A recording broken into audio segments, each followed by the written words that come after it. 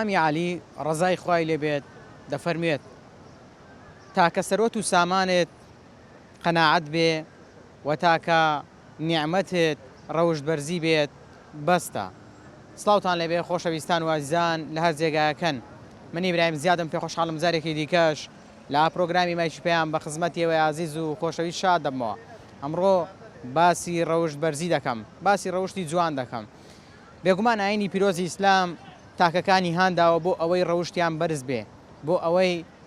هەڵسوکەوتێکی جوان لەگەڵ دەوروبەریان ئەنجام بدەن. جا ڕەوشت بەرزی هەڵسوکەوتی جوان بۆ نمونە ڕازگۆیی، بۆ نمونە دەستپاچی، بۆ نمونە ئەمانەت پارێزی، بۆ نمونە قسە نەجێڕانەوە، بۆ نمونە دوزمانی نەکردن، بۆ نمونە تێکبەرنەدانی خەڵک، بۆ نمونە نەچوونە نێو تایبەتمەندی ژیانی خەڵک. مرۆڤ ئەگەر ڕەوشتی جوانی لە خۆی کۆکردەوە هەم خۆی لە لای خوای گەورە جوان دەکا، هەمیش خەڵک خۆشی دەوێ. و تۆ کاتێک کە چەند نمونەیەک دەبینی لە مرۆڤی ڕەوشت بەرز چەند لە دڵەوە ئەو کەسەت خۆش دەوێت. باشە تۆ ئەگەر لە شوێنێک بی خەڵکانێک زەمت بکەن، خەڵکانێک بە خراپە باست بکەن، بەڵام ڕەوشتە بەرزەکانت، ڕەوشتە جوانەکانت وەڵامی ئەو قسانە دەداتەوە، خەڵکیش شایەدی ڕازگۆی و ئەمانەت پارێزی و سیفەتە جوانەکانی تۆ دەدەن. جا من ئەمڕۆ لەسەر هەڵسوکەوتی جوان ڕەوشتی بەرز قسە لەگەڵ بەشی لە وڵاتیانی شاری هەولێر دەکەم. ئێوەش وەکو هەمیشە بیسەر و بینەرمان بن، لەگەڵمان بن.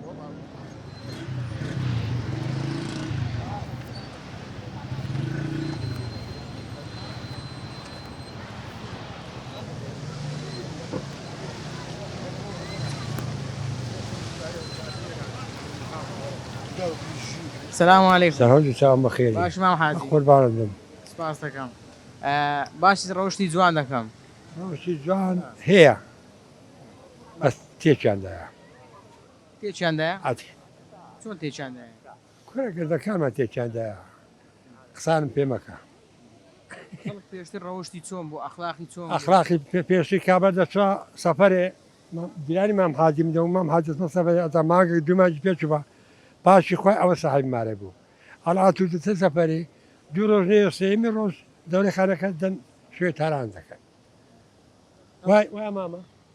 خەڵک پێشتر لە ناموسیەکیش ئەمین بوو، وەنیە چاوی لە ناموسی خەڵکی نەبوو. تو بێن لێبی وەڵڵاهی لە ناموسی پێشان ئارد و ئاسمانی پاکان. ئەخلاقی مایە؟ نمایە نا. سەماعەتیش کەم بووە. ئەودا قسەکەم لێ وەردەگری. پێشتر یەک لە ڕەوشتە جوانەکان ئەوە بوو ئینسان شەرمی لە کەسی بەتەمەند دەکرد، ڕێزی لێ دەگرت. وایە؟ ئەوان عمرم تقریبا ئەوە بجێنم گەورەتر بی. لەوێن دەرێ ئەمە بعضی خۆی لە سوسێ چێخ حوسێن سێ مەشهور بوو. دیوەخانمان هەبوو 56 سەلام دەدەنیش. ساحب جنوب مارم نەدەوێرام دانیشم هەتا بام لێگوێ دانیشە. هەتا بام دەوێنێ لێکم لێ دەبی خدمەتی میلەتی بکەین.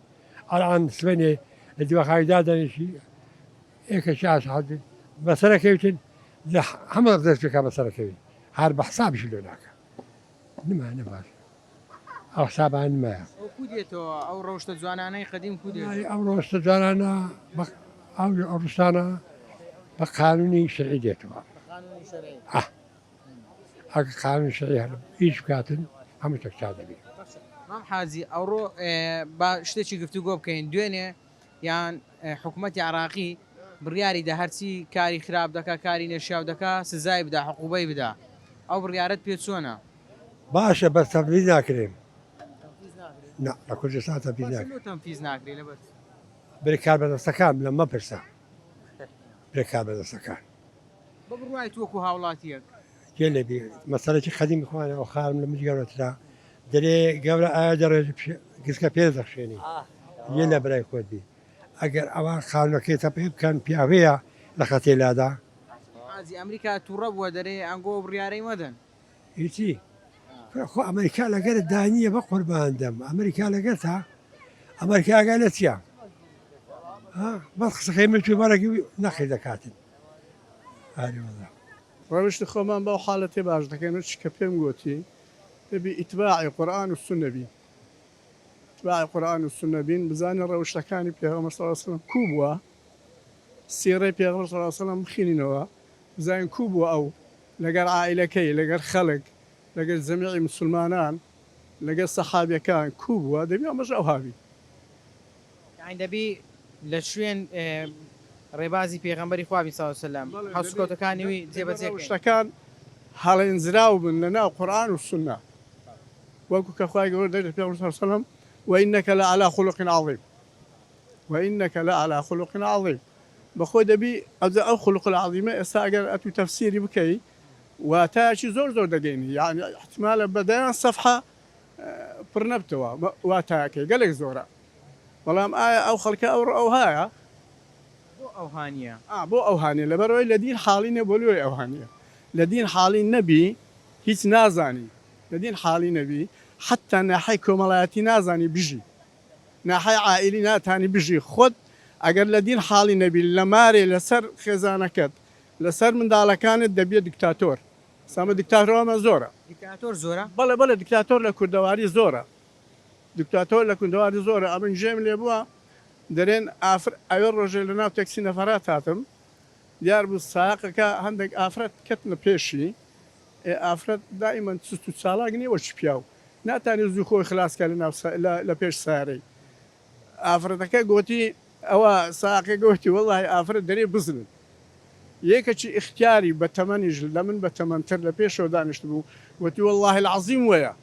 بزانە ئەوە دەرێ ئافرەت بزنە داچی ئافرەتە خوشتی ئافرەتە ژنی ئافرەتە دووداپیری ئافرەتە پووری ئافرەتە کچی ئافرەتە بوچی ئافرەتە دەرێتە هەر هەموو ئەوانە بزن ئەوە لۆ لەبەر ئەوەی ئەو ڕەوشتە لە قورئان و سونە وەرنەگیرایە ئەگەنە ئافرەتەوە بزنیش بزنە پێغەمبەری خوا صلی الله علیه وسلم زۆر ڕێزی لە ئافرەت گرتووە زۆر ڕێزی لە خانمان گرتووە و تەنانەت لە قورئانی پیرۆز سوورەت هەیە بەناوی ئافرەتان بەڵێ سوورەتی نیسا بەڵێ پێغەمبەر دەفەرمێ خەیرکم لأهلیه وأنا خەیرکم لأهلی باشترینتان ئەو کەسەیە کە لە بۆ کەس و کارەکەی خۆی لە بۆ عائیلەکەی خۆی لە بۆ خێزانەکانی خۆی باشبی ئەمنیش لە هەمووتان باشترم لۆ خێزانەکانی خۆم و لۆ عائیلەکەی خۆم لە هەمووتان لە حەدیثەشکە دەفەرمێ خەیرکم لنسائه ئەوجارە بەناوی نیسا باسان بەناوی جەمع باز دەکا نیسا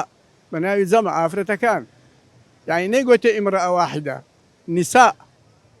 ئەمە دەبێت ڕەوشمان ئەگەر لە قورئان و سونە هەڵنێنزرابی مستحیلە بتانین حەقی ئەو ڕەوشتە جوانەی بدەن کە ئەوە جار خوای گەورە پێ لە خۆمان ڕازیکەین دوایە عائیلەکەی خۆمان دوایە دەوروبەر دەتوانێت مرۆڤ ئەگەر ڕەوشتی بەرز بێ ڕەوشتی جوان بێ خەڵکیش خۆشی دەوێت بەڵێ ئەوە بەتەکید خەڵک ئەگەر ئینسان ڕەوشتێکی باشی هەبوو خەڵک زۆر خۆشی دەوێت نەکات خۆشی دەوێت بەڵکو ڕێزشی لێ دەگری ڕێزشی لێ دەگری ڕەنگە ئەگەر لۆ یعنی ئیشش کۆمەڵایەتیانە بین ڕەنگە دەیکەنە سەرۆکی لێژنەکەی خۆشیان دەیکەنە سەرۆکی لێژنەکەی خۆشیان لەبەرەوەی ئەو قسەزانە لۆ قسەزانە لەبەرەوەی ئەو قسانێک کە ئەو دەزانێت لە قورئان و سونە وەریگرتیە لەولا لە قەدیمەکان فێر نەبووە ڕاستە قەدیمەکان هەندێکیان ڕەحمەتی خوایان لێبی هەمویان هەندێکیان قسەی زۆر ڕێک و پێچیان کردیە بەڵام خۆ ئەو قسە ڕێک و پێکانە هەمووی هەر لەگەر حەدیث و قورئانی تێک ناکاتەوە مەسەلەن لۆ نمونە دەرێن دانگۆ ئەمن جێم لێبوو لە وەختی خۆی دانگۆ جغارە گوری مەجلیسانە دانگۆ جغارە گوڵی مەجلیسانە جغارە کو گوری مەجلیسانە برام جغارە سێ ئاەت لەسەری تەطبیق دەبی هەر مەلایەک ڕخنەم لێ دەگری بالێ ڕخنەم لێ بگە سێ ئاەت لەسەری تەطبیق دەبی کە حرامە یەک لەوانە کولوا واشربوا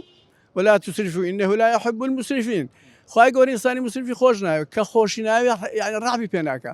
ئەتو لۆ 250 دینار دەدەی من دارێک خۆشت دەوێت لێ خۆ ئەگەر خۆش نەوێ نایدێ وەنیا لا آتش كذا فرمي خواهي قورا الذين يتبعون النبي الأمي الذي يجدونه في التوراة الذين يجدونهم في التوراة والإنجيل يأمرهم بالمعروف وينهاهم عن المنكر ويحل لهم الطيبات ويحرم عليهم الخبائث كس هيا بري صغارة حرامنية خبيثنية ويحرم عليهم الخبائث خبائث يعني زعمي خبيثة يعني نازم العربي وشتوالى الشعر زايد يعني زعمي خبيثة باشا خبيث يحرم عليهم الخبائث يعني هرها مش تشي بيس خواهي قورا أو بيغمر هاتيا لبو مال سرمي حرام دكا ئەگە لەوەش لە ڕووی تەندروستیشەوە دکتۆرە بەڕێزەکانە وەژگاریمان دەکەن ڕێنوێنیمان دەکەن کە نیان دوورکەوینەوە ئەوجام نێشتان باسی لانی تەندروستی مادیەکەم نەکردیە لانی تەندروستی مادیەکەشی ئەوە ئەتوو بەخۆ دەزانی و خەڵکە چیش دەزانی بەڵام سیر ئەوەیە عبرت ورناقري أو صغار خورة عبرت ورناقري عبرت ورناقري عبرت يعني دي أو خلق أزد ذا الآية تشكى والذين يؤذون المؤمنين والمؤمنات بغير ما اكتسبوا فقد احتملوا بهتانا وإثما مبينا ونيا أوانك إنسان إيمان دار أزد ذا زاري بيش همش تزار خور خزانك يخو أزد ذا لبروي لهم كزلين الذكرى ونيا لهم كزلين الذكرى أي أزد ذا دعاء أو زمن دار الساواي كي ما تكا يكو ملا دوكري دعوة ناو هنا سي أو من دار الساواي بس اسمانك عمري احتمالا سمانك كاكا أو لو أو روشتانا لو هرماينة لبروي لنا الدين هالنا ينزلنا أو الدين دبي أوانه إزالة بكات دين دبي أوانه نيلي روشت كلنا دين ورجرا لدين ورجرا أوشتانا نايلي بتبعاتي خو إنسان أوشتانا لوشتان دورك وتو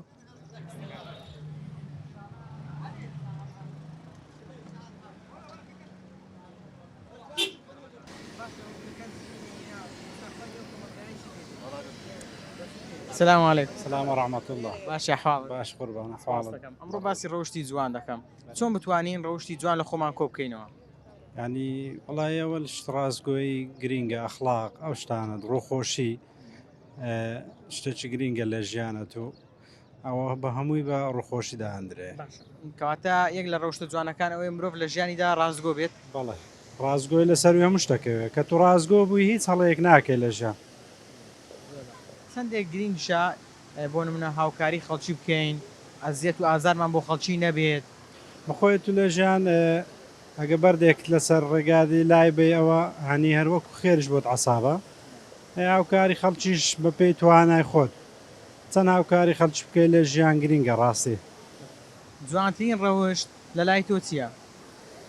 یعنی جوانترین ڕەوشت ئەوەیە هاوکاربی لەگەڵ خەڵک. بەێ بۆ نمونە ئامۆژگاری تۆ بۆ خەڵکی چییە لەسەر ڕەوشتی جوان پێ دوانە ئەگەر هەموو تاکەکان ڕەوشتی جوان لە خۆیان کۆبکەنەوە کۆمەلگا کێشە و گیر و گرفتی کەمتر دەبێت. بەخۆی ئەمە هاوکاری یەکتر بین لە ژیان ینی پشتیەک بەرنەدەین لە ژیان هاوکار بین ئەوانە ینی کۆکەرەوەی ژیانە ئەگەمە هاوکاری یەکتر نەبین کەواتە ژیانش قڕسەبی.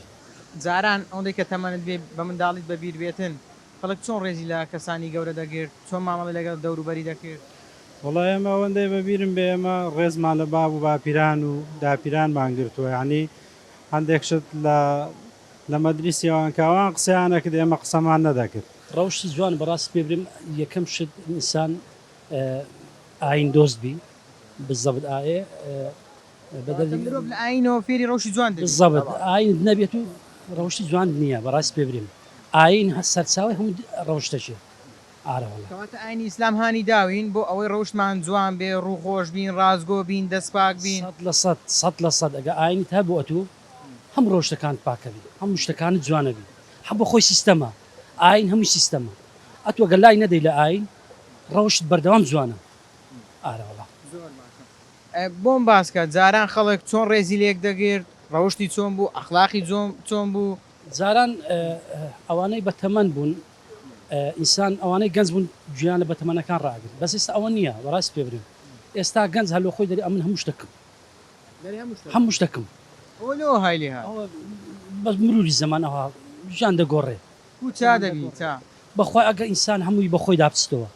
ئەگە هەم بە شەرێک بەخۆی داچەوە بەخۆی ژیان هەمووی چا دەبێت چا دەبی بەس بەخۆ داچوونەوە ئینسان ژیانی خۆی بگۆڕی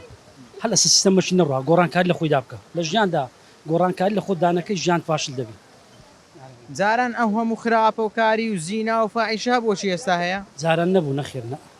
لەگەڵ مجتەمەعی کوردی نەدەگونجا نەخێرنە نەوەڵە نەدەگونجا ئێستا تۆڕە کۆمەڵایەتیەکان زیاتر هاندانە لەوە شتانە هاندانە 100% هاندانە. باسی چی دەکرێت بۆچی هاندانە ئوستاز ئێستا لە ناو مارەکان کابرا ینی کچی کوڕی ئاگای لێ نییە غرفە چلۆ تەرخان کردە ئەو تۆڕە کۆمەڵایەتیە ئەتوو هەست بەوەی ناکەی کوڕەکەت کچەکەی لە مارەیە بزەبت نەوەی لە مارەیە بزەبت دارێوەڵە. سڵاو لێبێ بابزانم ڕەوشتی جوان چی لە مرۆڤ دەکات چی بە مرۆڤ دەبەخشێت. والله ڕەوشتی جوان طبعا یعنی کۆمەلگای زۆر جوان دەکات ڕەوشتی جوانیش ئێستا کاگعلیش باسی ئاینێک ڕاستە ئاین سەرچاوی هەموو شتەچیە ئێستا مەسەلەن ئەوروپا هیچ دینیەتێک ناپەرستن بەڵام بە پێی قورئانی دەڕۆن لە پێی قورئانیەوە ڕەوش دروست دەبی یعنی حقوقی ئینسان دروست دەبی ڕێزگرتن دروست دەبی تەبایی برایەتی دروست دەبی بەڵام ئەمە یعنی وەچ سەر شێوایەکی لێمان شێوایە بەس تێژ ناگەن لۆ تێ ناگەن ئەمە هەموو 100 ساڵ جارێک دەبی زیلەکمان بفەوتێ یعنی ئەمە 100 ساڵ جارێک زیلمان دەفەوتێ دێتەوە ببوورە جوانترین ڕەوشت لە لای تۆ چییە جوانترین ڕەوشت جوانترین ڕەوشت ئەوەیە کە ئینسان تووشیەک بوو بەس بە دەست برنکردن لە یەک ڕەت نەدا یعنی دەست بە تۆقەش گەرم لەگەیەک بکە چاکسۆنی بکە ئەوە جار کاتوی دی لە تو پرسی دوای لە بابت پرسی لە برایەکان پرسی لە خار و مامەکان پرسی کە یعنی ئەو شانەمان لەگەیەک بەکارهینە خۆشەویستی لە هەممان دروست دەبێت ئێستا دەبینین بەداخەوە کاری نەشیا و بۆ نمونە کاری فاحیشە کۆمەڵێک کارکە دەستەواژەکانی جوانیە دەریان ببڕم ئایا لەگەڵ کۆمەلگای کوردی دەگونجێ جاران ئەو هەموو ڕەوشتە خراپە هەبوو ناوەڵا نەبوو ئەمە دەبی یعنی ئەگەر یعنی فکر لەوەی بکەینەوە وەختی خۆی ئەگەر ئیسلامەتیش هەموو بەمەوە پەرد بووە بەمەوە جێ و ڕێخۆی گرتیە ئێستا مەسەڵەن بەعسی لە عادینی ئەیوبی دەکەن دنیای هەموو داگیر کردی کوردیش بووە کەواتە ئەمەش لەگەر بووینە کە ئەو دنیایمان ڕاست کردیە و چا کردیە لە هەمان کاتیشدا ئەمە خۆمان لە فکر کردیە ئەو شتەی کە ئێستا ناو کوردستان هەیە ئەم بەخۆم لە بەریتانیایمە لە بەریتانیای نییە معلە نییە برێن ئەوە معلەی فرانس شتیە یعنی وەچی ئێرکانە بە هەموو شتێکی بەعەز نەکەین لە کوردستانەیە لە ئەوروپانیا نییە لە ئەوروپای نییە لە ئەوروپای نییە بە هیچ نەوعاتیش نییە یعنی بەڕاستی تەمەشا دەکەن ئەوان ئێستا کە توورین بەیان بردیە ئەمە ئیوانمان بردیە دەرێ گۆڕیتمانەوە بەیەک دیماندایە یعنی تێ ناگەین مەسەلە چییە زەرمان نییە هەرفول زەرمانە باشە لەمە لەو ناگەینە مەرحەلە چی دەرێنە و دنیای خڕ نییە پانە ڕاست و ڕاستە ئەگەر ئەمەوە هەر چار دەورە یەک بگرینەوە یعنی بەخۆی چاندنە ئەتو چ بچینە ئەوەی دەدووریەوە ئەمە ئەگەر مەسەلەن ئایستا من لە ئەوروپای ماگەم لەوێ بچینم سارێک هەردێ ئەو جیلەی من دەی بدورتەوە ئەو هابێتەوە یعنی ئەوەی ڕۆی شتێ دەی بیگەڕێنەوە ئەوەی لە سەبرانیش لە سەخێرانە تەمەشای دنیاش دەکەین تەمەشای فکرێتی خۆمان دەکەین ئەمە فکر لە دنیای بەقوەترە یعنی ئێستا مێشتیمە بەقوەترە لەو تەکنەلۆجیای کە ئێستا دروست بووە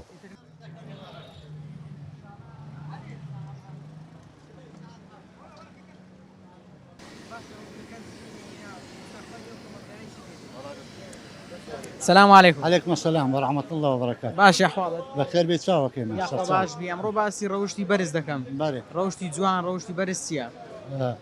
پێویستە ئینسان هەموو شتێک لە خۆیەوە دەست پێ بکە. تێگەیشتی هەتوو ئەگەڕەوەش شتێکی جوان بەرامبەرەکەت پیشاندا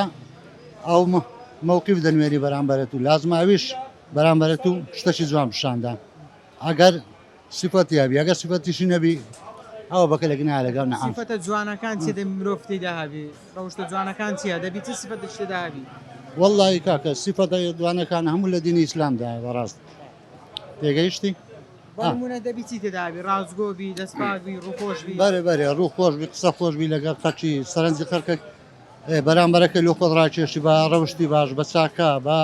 ئیشی باش بە قسەی خۆش تێگەیشتی؟ لە خراپەی دوورکەوتەوە الحەمدلله لە خراپەی دوورکەوتەوە داوێن پاکبی زمان پاکبی بەرێ هەموو شتانە ئەو سیفەتانەیە هەموو لە دینی ئیسلامدایە ئەمە پێویستە جێبەجێ بکەین بەڕاستی. ئێستا دەبینین بەداخەوە لە هەندێک شوێن هەندێک کاری نەشیاو دەکرێت ئەو لەگەر دابوونەریت کوردواری دەگونجێ نەخێر بەڕاستی ئەو نەخۆشیەی ئەو کوردستانی گرتەوە هەموو لە باوەی شانە ئەو شتانەیە ئەوە هەموو لە باوانێ هەموو سەبی بناوانە تێگەیشتی حەجەیەک خراپەکاری لێبێ خوای گەورە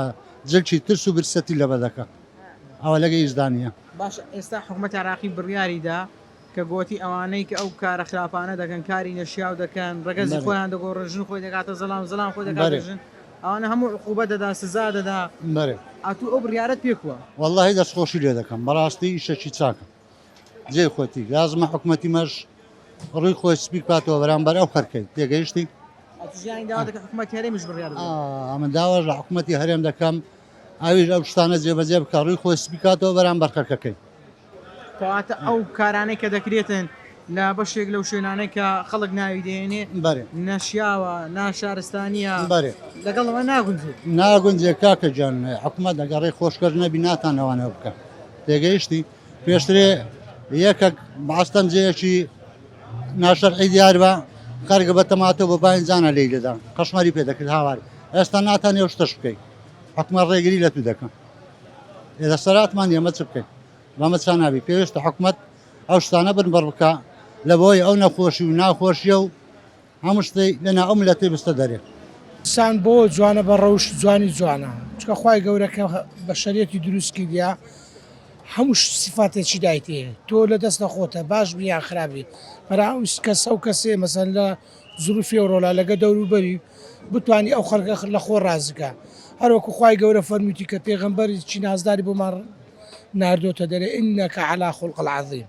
یعنی کەواتە لە پێغەمبەری صلی الله علیه وسلم شت فێر بین یعنی هەر بزانین ئەو چەند بە ڕازگۆیانە ئەو دینەی بڵاو کردەوە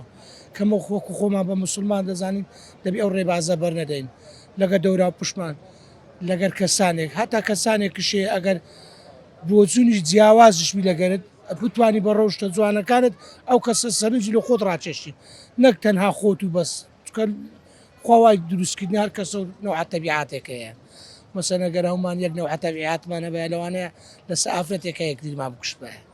بەران ئینسان بۆ جوانە بە ڕۆشتەوە ڕەوش بەرزی ئەها دەبینی کابرا دەستە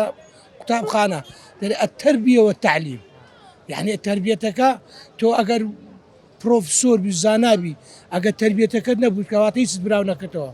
کەسانەکە زۆریان پێەیە بەران لە ڕەوشتا باش نینە خەڵک لیان وەرناگری بەناو کەسەکە ڕەوشتی جوان بوو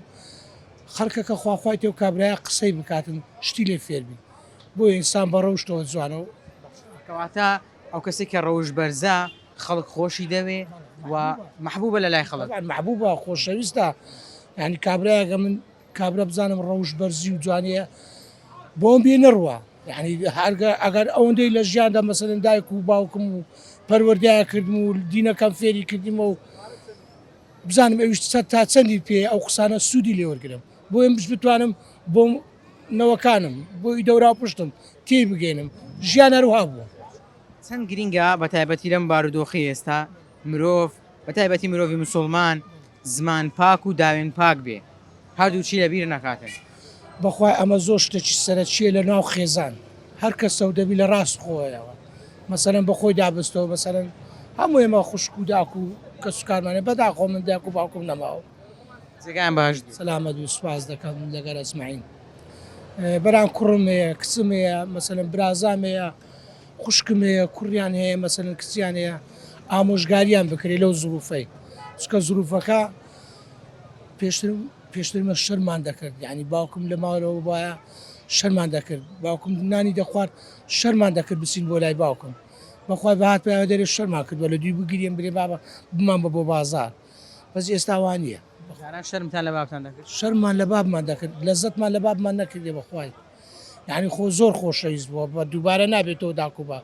یعنی نەماتوانانی ئەو لە زەتی لێ بکەین لەبەر شەرمان لەبەرەوەی زۆر گەورە بوون یانێکی تایبەت بکەم ڕۆشتی تۆ بەگشتی لەگەڵ دایک و باوکت چۆن بوو والله الحەمدوللا دایک و باوکم زۆر باش بوون ڕازی بوون الحەمدوللا منی زۆر لای ڕازیمە تا دەمرم مەمنونیان دەبن حەز ناکەم بکەوە بارودۆخە کەواتە گرینگە هەموو تاکێک بە ڕەوش بێ لەگەڵ کەسانی دەوروبەری و بە تایبەتیش لەگەڵ دایک و باوچیدا ئینشاءالله ئینشاءالله سپاس دەکەم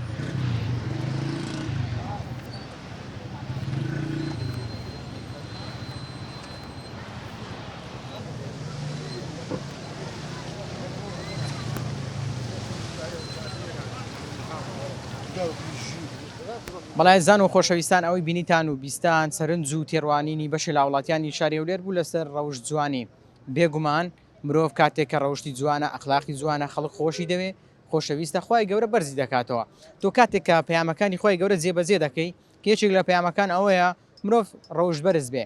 ئەها تۆ دیقەت بدە پێغەمبەری خوا صلی الله علیه وسلم ڕەوشتی چۆن بوو باشترین و چاکترین و پاکترین مرۆڤی سەرزەوی پێغەمبەری خوا صلی الله علیه وسلم چاکترین ڕۆشتەکانی تێدا بوو جا مرۆڤێک کاتێک کە دەوێت خۆشەویست بێ کاتێک کە دەوێت ڕزامەندی خۆی گەورە بەدەستبێنێ دەبێت لەسەر ئەو ڕێگا ڕاست و دروستە بڕوە وە لە نێو کۆمەلگای کوردیش بەڕاستی داونەریی زۆر جوان هەبوو ئەخلاقی زۆر بەرز هەبوو کە ئێستاش بەشێک لەو ڕەوشت و ئادابانە ماون جێگای شانازین جاران بۆ من خەڵک دەچوە جێگایەکی دوور ناموسی خۆی ماڵەکەی خۆی ئەمانەتی دراوسەکەی دەکرد ئەویش بەو پەڕی ڕازگۆی و بۆ پەڕی مەردایەتیەوە دەیپاراست چاوی لە ناموسی جیرانەکەی نەبوو بەڵام من لە تۆ دەپرسم ئێستا بۆ شێوازە ماوە جاگرینگە مرۆڤ ڕەوش بەرز بێ جاران وەڵی ئافرەت لە بازار شەرمی بەخۆ بوو شەرمی دەکرد ئاو بخواتەوە ئێستا کە کۆمەڵی شت دەکرێت بەڕاستی شیاوی ئەو نییە کە باسیشی بکەم کەی جاران لە کوردستان شوێن هەبوو خەڵک تێدا بچێ کاری نەشیا و ئەنجام بدا کەی لەگەڵ دابوونەریتی کوردی دەگونجێ کەی لەگەڵ عادەتی کوردی دەگونجێ بۆیە پێویستە ئێمە ڕەوشی خۆمان بەرزکەین بۆ خوای هەرکەس ڕەوشی خۆی بەرز نەکاتن لە ژیاندا سەرکەوتوو نابێت مرۆڤ ئەگەر لە دوای نوێژ و ڕۆژوەکانی جوانترین کارێک کە تێیدا بێ ڕەوشی بەرزە تا پرۆگرامیشی دیکە بەخوای گەورەتان دەسپێرمە شاد و کامەران بن خواتان لەگەڵ